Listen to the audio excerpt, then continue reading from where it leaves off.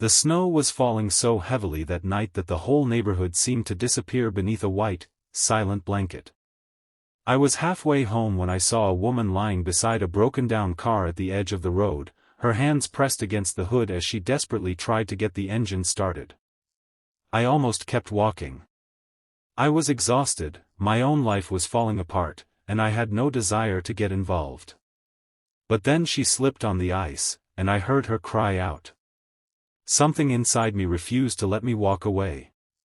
That woman was my neighbor, Emily. She had lived 3 houses away for almost 2 years, but we had barely exchanged more than polite greetings. Everyone in the neighborhood knew her story. She had lost her husband suddenly, leaving her to raise her young daughter alone. Since then, she had become quieter, keeping her curtains closed and rarely stepping outside except for work or groceries.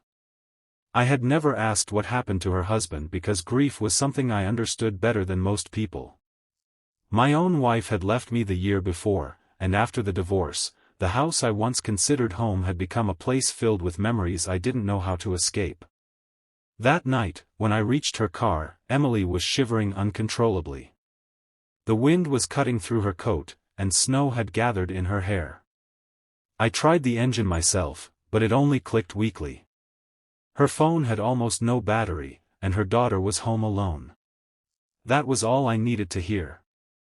I told her I would walk her home and make sure she got inside safely. She hesitated, embarrassed that she needed help, but eventually nodded. If stories about kindness, second chances, and unexpected human connections mean something to you, please take a moment to like this video, share it with someone who needs hope, leave a comment, and subscribe to Ripple of Kindness. Sometimes one small act of kindness can change 2 lives at once. The walk to her house should have taken 5 minutes, but the snow made every step difficult. Emily kept slipping, so I carried the small grocery bag she had been holding. When we finally reached her porch, she fumbled with her keys because her fingers were nearly numb. I noticed that the porch light was broken, the front steps were covered with ice, and there was a child's pair of boots sitting beside the door. For some reason, that little detail hit me harder than anything else. Emily finally unlocked the door and turned toward me. Her face was pale, and she looked embarrassed by how much she was trembling. Then she said something I didn't expect. She told me I shouldn't go back out in the storm and quietly added, "At least come warm up inside." I almost refused. I had spent months convincing myself that staying away from people was safer. But there was something in her voice that wasn't pity or obligation. It was genuine concern. So I stepped inside. Her house was warm, but strangely quiet. A small lamp illuminated the living room, where a little girl was asleep beneath a blanket on the couch. Emily's daughter, Lily, had apparently fallen asleep waiting for her mother. Emily gently covered her and whispered that she had promised she would never leave Lily alone for long. As I stood there, I noticed a framed photograph on the mantel. Emily, her husband, and Lily were smiling at what looked like a summer picnic. The photograph was ordinary, but the sadness in Emily's eyes as she looked at it wasn't. She told me her husband had died 2 winters earlier while driving home during a snowstorm. His car had gone off the road, and by the time help arrived, it was too late. She said she had hated snow ever since. I didn't know what to say. So I told her the truth. I said I understood what it felt like when a home became filled with memories instead of comfort. I told her that after my divorce, I sometimes sat in my kitchen for hours without turning on the lights because silence felt easier than pretending I was okay. Emily looked at me for a long moment and said she thought I seemed like someone who had everything under control. I laughed softly and told her that sometimes the people who look strongest are simply the best at hiding their pain. That night changed something between us. I fixed her porch light the following weekend. Then I cleared the ice from her steps. A few days later, Emily left a container of homemade soup outside my door with a simple note thanking me.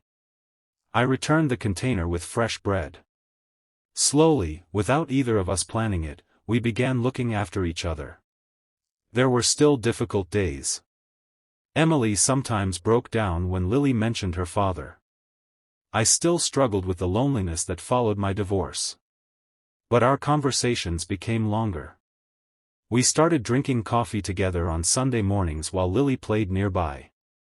Sometimes we talked about painful memories. Sometimes we talked about absolutely nothing. Then one evening, Emily handed me an envelope. Inside was a photograph from that snowy night. She had apparently taken it from the window after I walked her home. In the picture, I was standing beneath the falling snow, carrying her grocery bag while she followed behind me. On the back she had written, "The night I thought I was completely alone, someone reminded me that I wasn't." I couldn't hold back my tears. I realized then that I hadn't really saved Emily that night. She had saved me too. I had spent so long believing that my life had ended when my marriage did that I had forgotten something important. Sometimes life doesn't give you back what you lost. Sometimes it gives you something you never knew you needed. Months passed, and the snow eventually melted. Spring returned to the neighborhood. Emily planted flowers along her porch, and Lily began riding her bicycle in the driveway. I repaired the old wooden bench outside my house, and Emily painted it. It became our favorite place to sit in the evenings.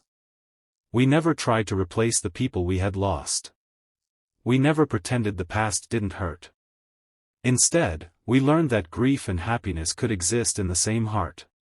One evening, Emily sat beside me on that bench and said she was grateful for the storm. I looked at her in surprise. She smiled and explained that without that storm, she might never have learned that the quiet man living 3 houses away was hurting too.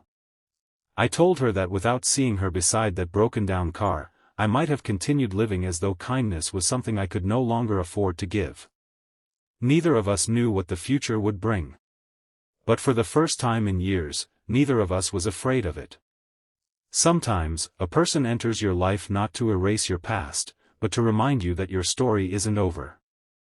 And sometimes, the most life-changing invitation isn't a grand gesture.